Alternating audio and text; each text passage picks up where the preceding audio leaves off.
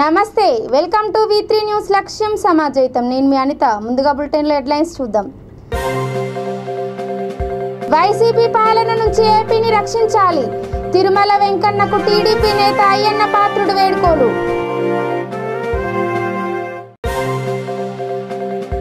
Godavari రేవును శుభ్రపరిచిన NSS విద్యార్థులు పర్యావరణ దినోత్సవం రోజున స్టీమర్ మిషన్ తో ట్రయల్ రన్ మచిలీపట్నం జిల్లా ప్రభుత్వ ఆసుపత్రిలో తల్లి బిడ్డల అదృశ్యం పోలీసుల గాలింపు ప్రారంభం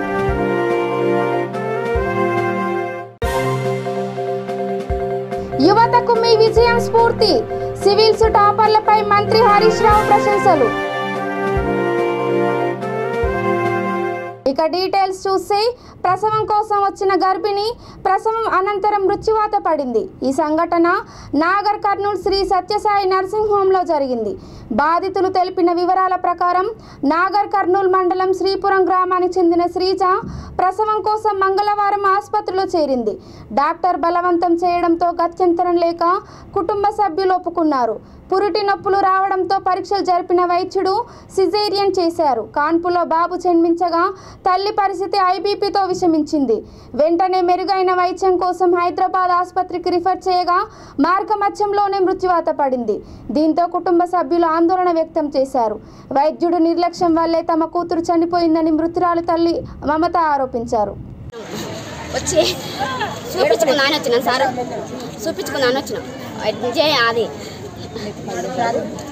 జాయిన్ కానికి రాలేదు సార్ నడుములు గుంజుతున్నాయి ఇప్పుడు గుంజుతున్నాయంటే చూపించుకున్నాను 100 రూపాయలు టోకన్ తీసుకొని సార్ దగ్గరికి పోయినాం సార్ లేకున్నాడు మేడం ఉన్నది చిన్న మేడం ఉన్నది ఆమె ఏమన్నది టైం అయిందమ్మా 5వ రోజు నుండి నీకన్నా ఇంకా 8 తారీఖు ఉన్న కూడా జాయిన్ చేసుకున్నా నువ్వు జాయిన్ కావాల్సిందని అన్నాడు అంటే అమ్మ ఇయ్యాల మంగళవారం నేను జాయిన్ కాను డబ్బులు కూడా లేవు రేపు అయితే జాయిన్ అవుతా ఫస్ట్ రేపు బుధవారం వస్తా అని చెప్పిన అంటే కానే కాదు ఇలా చెప్తే నేను చేయను అన్నది అమ్మ 9 నెలలు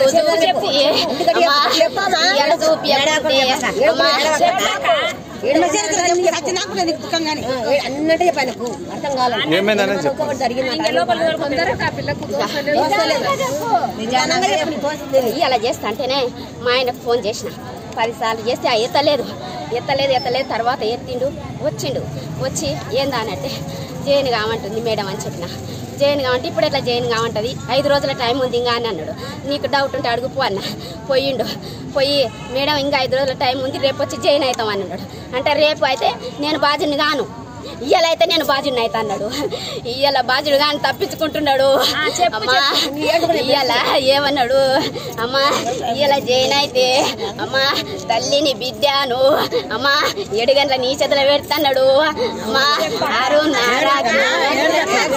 6:30కి ఆపరేషన్ చేస్తా 7కి తల్లిని బిడ్డని కప్ప చెప్తా అన్నాడు అమ్మా అందు ఆశపడితే ఆశపడి ఇంటికి తోలిచ్చిన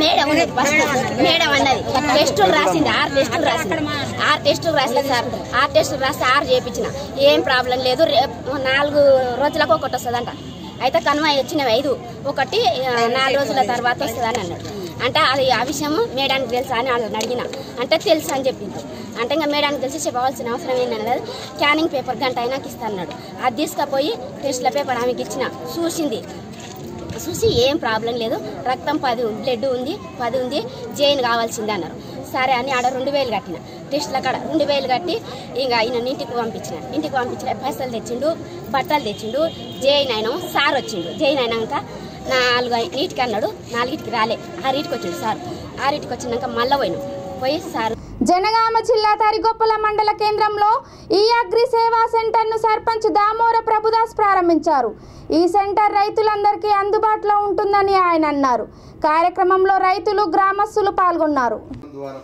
గొప్ప జ్ఞానం బట్టి ప్రజల మేలు కోసము ఒక రైతుగా తను ఉన్నప్పటికీ రైతులకు ఉపకారిగా ఉండి అనేకులకు మేలు చేయాలని ఎన్నో ప్రయత్నాలు చేస్తూ ఈ అగ్రి సేవ ఈరోజు మన కన్నుల ముందు ఈ కార్యక్రమాన్ని ప్రారంభించడానికి మనం నిలబడి ఉన్నామంటే దీని వెనుక ఎంతో కృషి ఉంది ఎంతో ప్రయాసం ఉంది మరియు ప్రయత్నం కూడా ఉంది మరియు ఆర్థికంగా ఇబ్బందులు ఉన్నప్పటికీ సహకారం లేకున్నప్పటికీ ఇన్ని సంవత్సరాల తర్వాత తిరిగి నేను ప్రారంభించడానికి దేవుడు కృప చూపించి ఉన్నాడు అదేవిధంగా తన యొక్క ఆలోచన ఆశ వాంఛ ఏమిటి అంటే ప్రజలకు ఏదైనా ఒక మంచి చేయాలి, అదేవిధంగా రైతులకు ఒక రైతుగా రైతులకు ఏదైనా ఉపయోగపడే పని చేయాలని ఎంతో ఆలోచన తపనతో తను ఎన్ని సంవత్సరాల కృషిలో ప్రార్థనలో ప్రతిఫలం దయచేసి ఈ కేంద్రం తండ్రి ప్రారంభించబడటకు ప్రజల మేలు కోసము రైతులకు ఉపకారిగా తన ఉండటం కోసము తన ఆలోచన సిద్ధింపజేసినందుకు నేను స్తుతిస్తూ ఉన్నాను.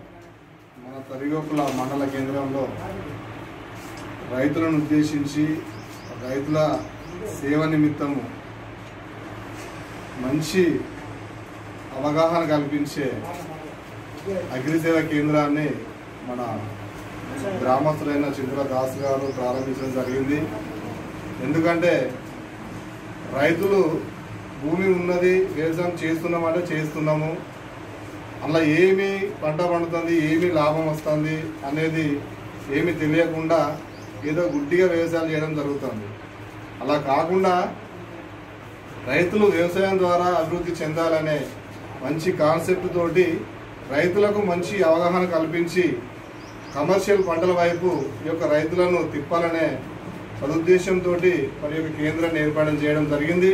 ఈ యొక్క కేంద్రము మా మండలంలో ఏర్పాటు చేయడం మాకు సంతోషకరము. ఎందుకనంటే రైతు బాగుపడితేనే రాజ్యాలు బాగుపడతాయి. కాబట్టి ప్రతి కుటుంబంలో కనీసం 1 నుంచి 2 రైతులు ఉన్నారు. కాబట్టి మరి ప్రతి ఒక్కరూ ఈ యొక్క రైతు సేవా కేంద్రాన్ని వినియోగించుకొని దీని ద్వారా అభివృద్ధి చెందాలని చెప్పి నేను మనస్ఫూర్తిగా కోరుకుంటూ ముగించుకుంటాను. రాజేంద్ర నగర్ పోలీస్ స్టేషన్ పరిధిలోని హైదర్గూడ కేశవ్ నగర్ లో సాయిలు అనే వృద్ధుడు ఇంట్లో ఉరేసుకున్నాడు. గత కొంతకాలంగా ఆయన అనారోగ్యంతో బాధపడుతున్నాడు. అప్పులు పెరగడంతో ఆత్మహత్య చేసుకున్నట్లు సూసైడ్ నోట్లో పేర్కొన్నాడు. భార్య ఇంట్లో లేని సమయంలో ఫ్యాన్ కు ఉరేసుకున్నాడు. పోలీసులు కేసు నమోదు చేసుకుని దర్యాప్తు చేస్తున్నారు.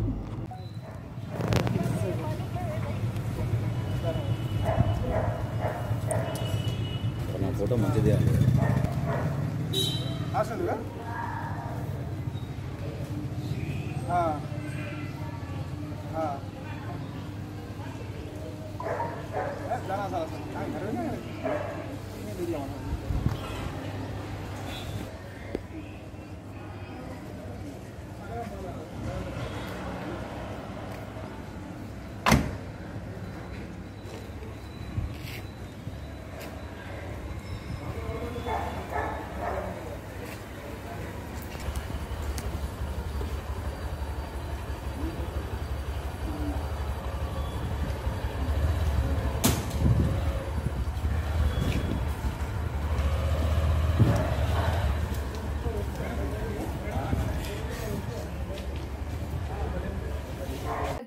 గోదావరి పేరు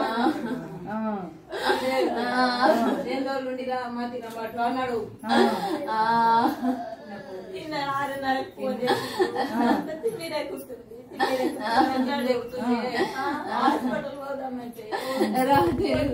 రాత్రి కూడా మంచిగానే ఉన్నాడమ్మా.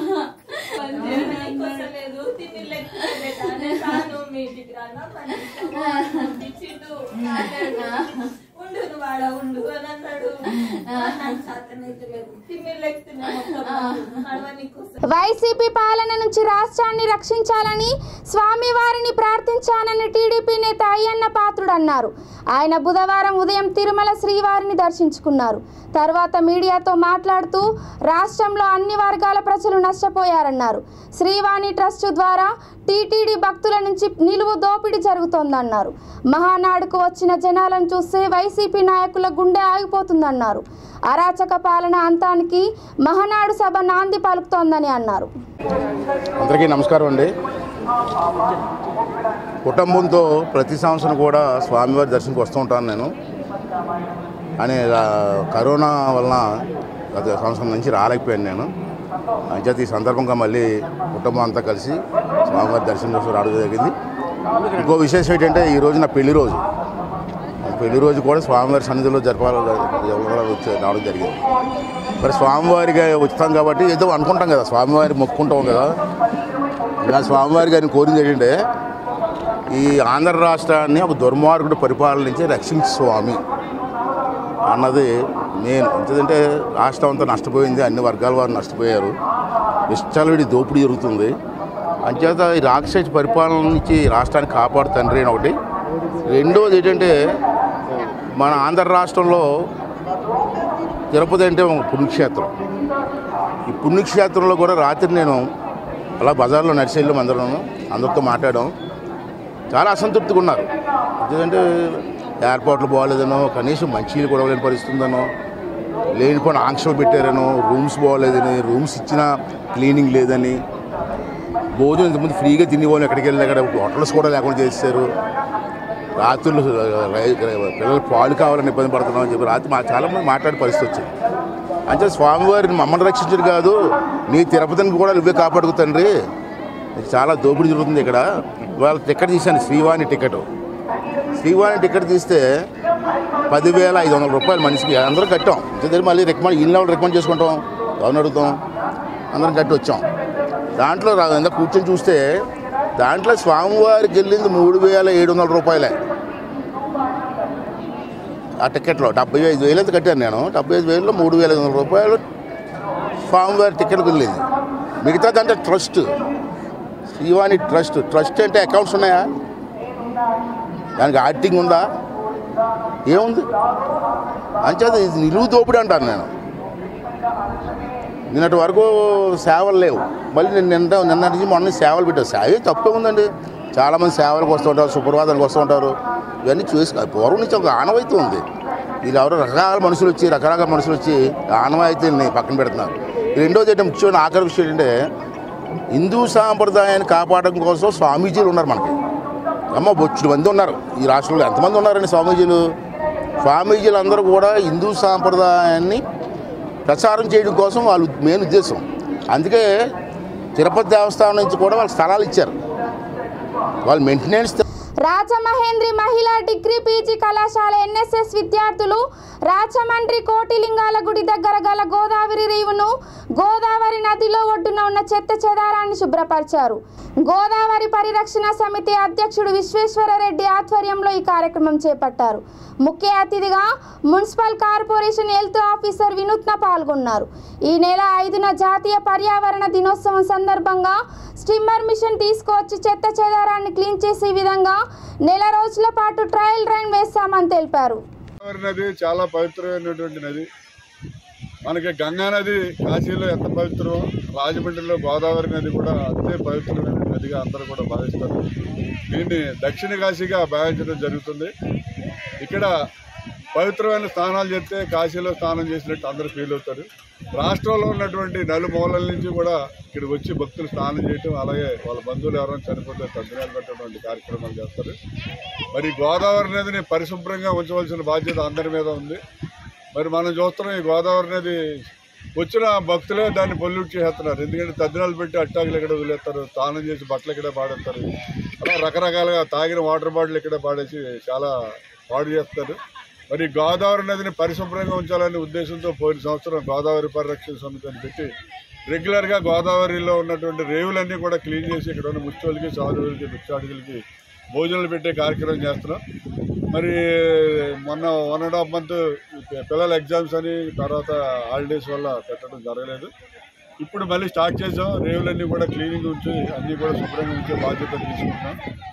మరి ఏదైతే ఈ గోదావరి రేవులు ఉన్నాయో ఇవన్నీ కూడా పరిశుభ్రంగా ఉంచడం కోసం అని చెప్పి మన ఎంపీ భరతరామ్ గారు కాశీలో గంగానదిని మీరు చాలా శుభ్రంగా చేసుకుని పారిశుధ్యంగా అది మంచి స్వచ్ఛమైన వాటర్ వచ్చేలా తయారు చేశారు. మా రాజమండ్రిలో కూడా మీరు అలా చేయాలని చెప్పి పార్లమెంట్లో మాట్లాడితే దీని మీద కమిటీ వేసి 420 కోట్లతో డిపిఆర్ తయారు చేశారు. ఫస్ట్ ఫేజ్గా 87 కోట్లు వాళ్ళు శాంక్షన్ చేయడం జరిగింది. అందులో 57 కోట్లు సెంట్రల్ గవర్నమెంట్ వాళ్ళు పంపించారు. ఇంక 30 కోట్లు స్టేట్ గవర్నమెంట్ వాళ్ళు రిలీజ్ చేయాలి. రిలీజ్ చేసిన వెంటనే రాజమండ్రిలో డ్రైనేజీల ద్వారా వచ్చే గోదావరిలో కలిసేటువంటి ఈ డ్రైనేజ్ వాటర్లు కానివ్వండి, అలాగే హాస్పిటల్ యొక్క ఎఫ్లెంట్స్ కానివ్వండి, అన్నీ కూడా క్లోజ్ చేసి ఇవన్నీ కూడా ఉప్పుపేట పంపించేసి అక్కడ ప్యూరిఫై చేసి ఆ ప్యూరిఫై చేసిన వాటర్ని ధవళేశ్వరం అవతల గోదావరిలో కలపడం జరుగుతుంది. ఇది 87 కోట్ల ప్రాజెక్టు. ఇది వస్తే చాలా వరకు కూడా గోదావరిలో ఇంకా పొల్యూషన్ చాలా వరకు కంట్రోల్ అవుతుంది. అదేవిధంగా మనకి ఇక్కడ గోదావరి క్లీనింగ్ కోసం గతంలో పుష్కరాల్లో ఒక మిషన్ ఒకటి తీసుకొచ్చారు. ఆ మిషన్ ద్వారా గోదావరి రేవులో ఉన్నటువంటి నాశని చెత్తని అన్నీ కూడా క్లీన్ చేయడం జరిగింది. ఇప్పుడు అదేవిధంగా ఇప్పుడు 5వ తారీఖున పర్యావరణ దినోత్సవం ఆ రోజు మన వరల్డ్ ఎఫ్లెంట్ డే. ఆ రోజున మనకి ఒక మిషన్ వస్తుంది. ఆ మిషన్ 40 నుంచి 50 లక్షల ఖరీదైన మిషన్. ఆ మిషన్ ద్వారా రేవులన్నీ కూడా శుభ్రం చేస్తారు. ఒక నెలలు ట్రయల్గా ఉంచి మిషన్ బాగా వర్కింగ్లో ఉందంటే అదే మిషన్ మరి కంటిన్యూస్గా రేవులన్నీ క్లీన్ చేయడానికి కూడా ఉపయోగించడం జరుగుతుంది. మరి రేవులన్నీ ప్రజలందరినీ కోరేది ఒకటే, మీరు రండి.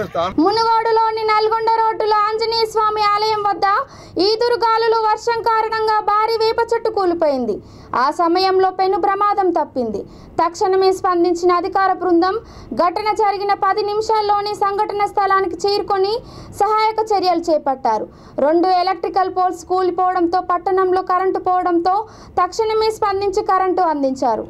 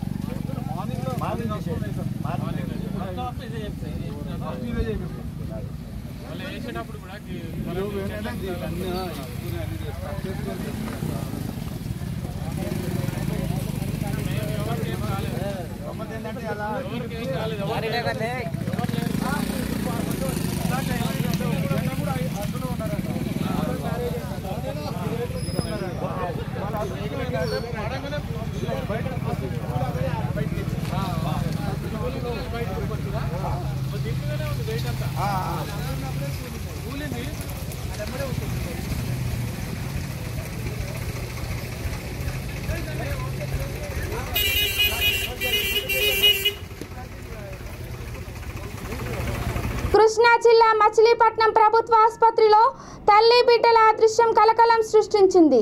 స్థానిక దేశాయిపేటకు చెందిన ఆనంద్ భార్య ప్రసవ నిమిత్తం మే 21వ తేదీన ఆసుపత్రిలో చేరింది. అదే రోజున ఆమె ఆడబిడ్డకు జన్మనిచ్చింది. కామెర్లు కారణంగా ఆ పసిబిడ్డకు రోజు ఉదయం పూట చికిత్స అందిస్తున్నారు. రోజు మాదిరి భోజనం తెచ్చేందుకు భర్త ఇంటికి వెళ్ళి వచ్చేసరికి ఆసుపత్రిలో ఉన్న పసిబిడ్డతో పాటు తన మరో 2 పిల్లలతో తల్లి కనిపించకుండా పోయింది. ఆసుపత్రి అంతా గాలించిన ప్రయోజనం లేకపోవడంతో పోలీసులకు ఆశ్రయించాడు. అతని ఫిర్యాదు మేరకు అదృశ్యమైన తల్లి పిల్లల కోసం పోలీసులు గాలింపు చర్యలు ప్రారంభించారు. అంటే మా వాళ్ళన్నారు, మా అమ్మ తింటావు, నీకు తినాలి అన్నం అన్నారు. సరే నేను వచ్చిన పెడతాను అత్త అన్నం నీకు తింటా ఉంటా అంతే. నేను అన్నం అప్పుడు అన్నం చేతిలో పెట్టుకుని అసలు మా ఆయన వచ్చాడు. పొద్దున ఏం జరిగిందని సార్, పొద్దున్నే నేను బాక్స్ లో పిల్లలు తీసుకొచ్చి మామూలు 9 బాక్స్ లో పెడతారు. పిల్లల్ని తీసుకొచ్చి బాక్స్ లో పిల్లలు 9 బాక్స్ లో పెట్టారు. 10:30 కల్లా ఏమన్నారు డాక్టర్ చూసినాక సువార్తని కేకేసారు. కేకేస్తే నేను వచ్చి అక్కడికి సువార్త అనుకునేవారని నేను అన్నాను. ఏమవుతుంది అత్తగారు అన్న సువార్త ఉందంటే అక్కడ ఉందంటే నేను కేకేసుకుని బ్యాంక్ పుస్తకం తీసుకుని రమ్మనమ్మా మా వాళ్ళకి నేను ఫోన్ చేశాను. మా వాళ్ళకి ఫోన్ చేసి మా వాళ్ళు ఫోన్ ఎత్తరా. సరే 2 సార్లు ఫోన్ చేస్తే ఫోన్ ఎత్తకపోతే నేను వెళ్ళి అక్కడికి వెళ్తే ఏంటమ్మా ఫోన్ ఎత్తంటే అత్త నేను పిల్లలు టిఫిన్ పెడుతున్నాను అందుకని ఎత్తలేదు చూసుకోలేదమ్మ. ఏంటి వచ్చామంది అంటే పిల్లల్ని బ్యాంకుకి చూసి నేను రమ్మన్నారమ్మా పిల్లల్ని డిశ్చార్జ్ చేస్తారంటాను. సరే నేను వెళ్తున్నాను నువ్వు ఉండాలి. నేను పిల్లలు పెట్టిన అక్కడ ఉంటా. పిల్లలు కూడా గబగబా అక్కడికి వచ్చేసారు. సరే అమ్మాయి నువ్వు ఆ పని మీద ఉండి నేను బట్టలు గుంజుకొస్తాను. బట్టలు గుంజుకొచ్చాను. బట్టలు గుంజుకొచ్చి నువ్వు భోజనం వచ్చింది. పిల్లలకు భోజనం తిన్నారు. పిల్లలు బాక్స్ లో పెట్టే పని లేదంటే అత్త నేను మళ్ళీ 1 గంటకి 12కి తీసుకురమ్మని నేను తీసుకెళ్తాను వెళ్ళాను. సరే నేను బట్టలు గుంజుకొచ్చాను. మళ్ళీ ఇక్కడికి వచ్చింది. మరి అయిందిగా నాకైతే తెలియదు. పాపం నాకు తెలియదు. నాకు జరిగిందల్లా ఇదే సంగతి తెలిసింది. నేను బట్టలు గుంజుకొచ్చాను. మళ్ళీ బెడ్ కడుంది. ఏమైందమ్మంటే ఖచ్చితంగా మళ్ళీ 12కి 1 గంటకి రమ్మన్నారు అత్తాను. మళ్ళీ 1 గంటకి మళ్ళీ పిల్లలు పెట్టేసి నా దగ్గర మళ్ళీ ఆమె వచ్చింది. మరి ఇక్కడ ఏమైందో ఏంటి నాకైతే తెలియదు. మళ్ళీ అంటే ఏంటి అమ్మాయి అంటాను 7:30 తీసుకురమ్మన్నారు అత్త. 7:30 పుటా చేస్తారంటే 7:30 తీసుకురమ్మన్నారు అంది. సరేలని మేలకొండ ఉంటున్నా. ఖచ్చితంగా 1 20 నిమిషాలు తక్కువగానే 5-7 ఖచ్చితంగా పిల్లని జబ్బా వేసేసింది. దొడ్లోకి వెళ్లకుండా అది తగిలిచేసింది. దాని మీద డైరీ వేసేసింది. టోపీ పెట్టేసింది. సాక్సులు కాళ్ళకి చేతులు సాక్సులు వేసింది. కండం ఒకటే పిల్లలు కప్పుకుంది. ఆధార్ కార్డు జిరాసులు అన్ని కాగితాలన్నీ కవర్లో పెట్టుకుంది. పిల్లకి అంగన్వాడీ పుస్తకం ఒకటి అవన్నీ కవర్లో పెట్టుకుంది. అవన్నీ ఇచ్చుకుంది. అవన్నీ ఎందుకు అమ్మాయికి అన్న అంటే అడుగుతారు ఏమన్నా అత్త అందుకని తీసుకెళ్తాను అంది. నేను అన్నాను ఇక్కడే ఉంటాను అమ్మాయి కావాలంటే ఫోన్ చేయి నేను వస్తానన్నా. అంటే నేను ఎందుకు అత్త నువ్వు బాగుంటలేదుగా నువ్వు ఉండు నువ్వు అన్నం తింటాము నేను గమ్మాన్ని పుట్టా తీసుకొస్తాను వచ్చిన పిల్లలకి అన్నం పెడతాను అంది. ఆనంద్ ఆల్చి వస్తానంటే ఆనంద్ వచ్చేలోకి పోటీకి అంతలోకి అన్నం పెట్టి చేస్తాను. ఆనంద్ తీసుకెళ్తాడు పిల్లల్ని ఆనంద్. ఇక ఇంతలోకి పిల్లలు వచ్చేసింది. ఇంతలో మా హస్బెండ్ మా ఆయన వచ్చాడు. వచ్చాక నేను అన్నం తింటున్న వరకు అన్నం పాడైపోయింది, మెత్తపడిపోయింది. అన్నం మెత్తపడిపోయింది మా వాసన కారేసేసేయి బయటికి వెళ్ళి నువ్వు పిల్లలు టిఫిన్ చేసేద్దరు కానీ నేను ఫోన్ చేసి లోపు ఫోన్ చేశారు. ఫోన్ స్విచ్ ఆఫ్ వచ్చేసి ఏంటి స్విచ్ ఆఫ్ అవుతుంది పిల్లలు చూసుకోలేదు ఏమైనా ఉంటాయి అని చెప్పి కాబట్టి నేను ఇక్కడికి వచ్చేసేవరికి పిల్లలు కనపడతారు. పిల్లలు బయట ఆడుకుంటూ అట్టి తిరుగుతుంటారు. పిల్లలు కనపడతలేదు ఏంటని చెప్పి నాకు భయం వచ్చేసింది. భయం వచ్చి మళ్ళీ కిందకి వెళ్ళాను. మేము ఉంటా అక్కడికి వెళ్తే రారు, పిల్లలు లేరు. మా ఆయన అన్నాడు ఏంటమ్మా వస్తున్నావు అన్నాడు. పిల్లలు కనపడుతుంది, పిల్ల లేదయ్యా అని అన్న. అక్కడ సాయిబు గారు ఇక్కడ ఉంటాడు. ఏలూరు జిల్లా జంగారెడ్డిగూడెం మున్సిపల్ కమిషనర్ అవినీతిపై విచారణ జరిపించాలని కోరుతూ కౌన్సిలర్లు నిరసనకు దిగారు. కమిషనర్ను వెంటనే సస్పెండ్ చేయాలని డిమాండ్ చేశారు. ఫ్లెక్సీలతో సమావేశానికి హాజరై నిరసన వ్యక్తం చేశారు.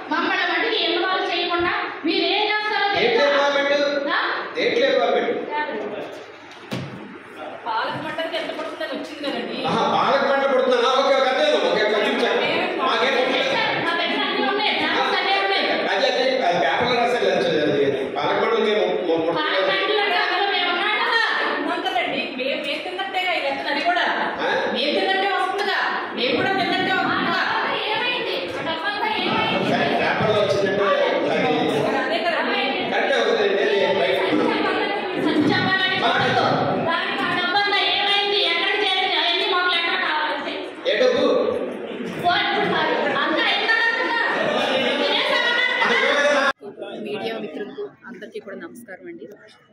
ఈరోజు ఇక్కడ కౌన్సిలర్స్ మీటింగ్లో అవినీతి గురించి మరి చర్చ జరుగుతుంది. అలాగని మేము ఇక్కడ కౌన్సిలర్స్ మీటింగ్లో ఒక కమిషనర్గానే మేము బ్లేమ్ చేయట్లేదండి. మొత్తం మేము స్టాఫ్ అందరినీ అడుగుతున్నాం ఏంటి అవినీతి. గత సంవత్సరం పైనుంచి జరుగుతుంది ఇలాగా. సరే మేము ఎంతగానే ఊరుకుందామండి, కానీ ఇది రోజు రోజుకి మితిమీరిపోతుంది. దీన్ని ఎలా అరికట్టాలి, ఎవరికి చెప్పాలి? మేము పై అధికారులకు ఎవరికి చెప్పమంటారు? మేము హెడ్ ఆఫీస్కి వెళ్ళి కంప్లైంట్ చేసుకోవాలి. దాని గురించి ఈరోజు చర్చ జరుగుతుందండి. ఒక్క కమిషనర్ని బ్లేమ్ చేయట్లేదండి, ఒక్క కమిషనరే బ్లేమ్ చేయట్లేదు. మొత్తం మున్సిపాలిటీలో ఉన్న స్టాఫ్ ప్రతి ఒక్కళ్ళు కరప్షనే. ఎమ్మెల్యే గారికి తెలుసండి, మేము చెప్పాల్సిన పని లేదు, ఆయనకు అన్నీ తెలుసు. ఆయన మాకు సపోర్టివ్గా ఉండరు.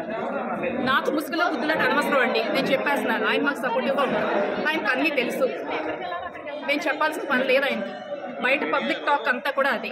ఇక్కడ ఎవరెవరికి స్టాఫ్కి ఎంత ముడుతుందో వాళ్ళకే తెలియాలి, బయట పబ్లిక్ కూడా తెలుసు. మేడం టవర్ విషయంలో ఏదో 10 లక్షలు ఏదో స్కామ్ జరిగిందన్నది. ఇక్కడ టవర్ నిర్మించారు. ఇక్కడ ఇవంతా ఈ మున్సిపాలిటీ స్టాఫ్ కి ఇక్కడ ఏం జరుగుతుందో వాళ్ళకే తెలియాలండి. ఇంకా అంటే మేము చెప్పలేము దీని గురించి. టవర్ నిర్మించినందుకు 10 లక్షల రూపాయలు తీసుకున్నారని ఆరోపణలు వస్తున్నాయి. ఎలాంటి చాలా వచ్చినాయి. ఇంకా నేను ఏం చెప్పమంటారు, చాలా ఉంటాయి. సరే ఇంకా ఏదన్నా అనవసరం. ఇంకా ఈ రోజు చర్చ వచ్చింది కాబట్టి మేము మాట్లాడాల్సి వచ్చింది. ఓకేనా? యూపీఎస్సీ 2021లో విజేతలుగా నిలిచిన పలువురు అభ్యర్థులు ఆర్థిక ఆరోగ్య శాఖ మంత్రి హరీష్ రావును బుధవారం కోకాపేటలోని ఆయన నివాసంలో కలిశారు. జి సుధీర్ రెడ్డి, స్నేహ, చైతన్య రెడ్డి, రంజిత్ కుమార్, స్మరణ్ రాజ్, సివిల్స్ సబ్జెక్టు నిపుణురాలు మెంటార్ బాలలత మంత్రిని కలిసిన వారిలో ఉన్నారు. వారికి మంత్రి శాలువాలు కప్పి సత్కరించారు. ఎంతో కష్టపడి దేశంలో అత్యున్నతమైన సివిల్ సర్వీస్ చేరుకోవడం గొప్ప విషయమని వారిని అభినందించారు. తెలంగాణ గర్వించేలా, దేశం మెచ్చేలా సేవలందించాలని ఆయన ఆకాంక్షించారు.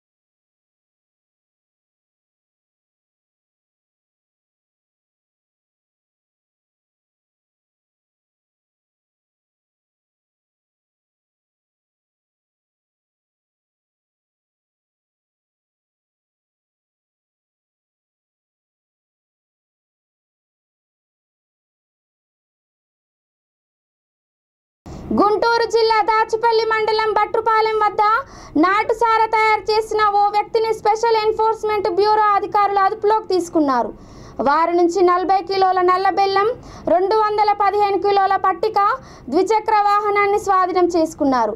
4 వ్యక్తులపై కేసు నమోదు చేసి మెజిస్ట్రేట్ ఎదుట హాజరుపరిచారు. ఈ దాడుల్లో సిబ్బంది బసవేశ్వరరావు, శ్రీనివాసరావు, వెంకటేశ్వర్లు పాల్గొన్నారు.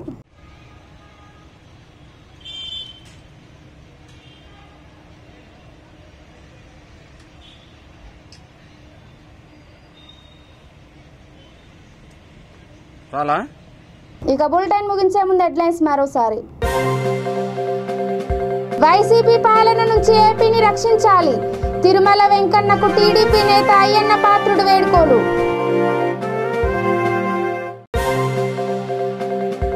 గోదావరి రేవును శుభ్రపరిచిన ఎన్ఎస్ఎస్ విద్యార్థులు.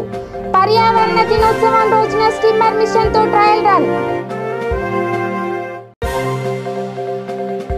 మచిలీపట్నం జిల్లా ప్రభుత్వ ఆసుపత్రిలో తల్లి బిడ్డల అదృశ్యం. పోలీసుల గాలింపు ప్రారంభం.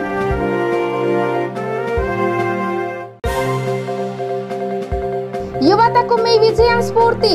సివిల్స్ టాపర్లపై మంత్రి హరీష్ రావు ప్రశంసలు. ఇవి ఇప్పటి వరకున్న అప్డేట్స్. చూస్తూనే ఉండండి V3 న్యూస్. లక్ష్యం సమాజయితం. నమస్కారం.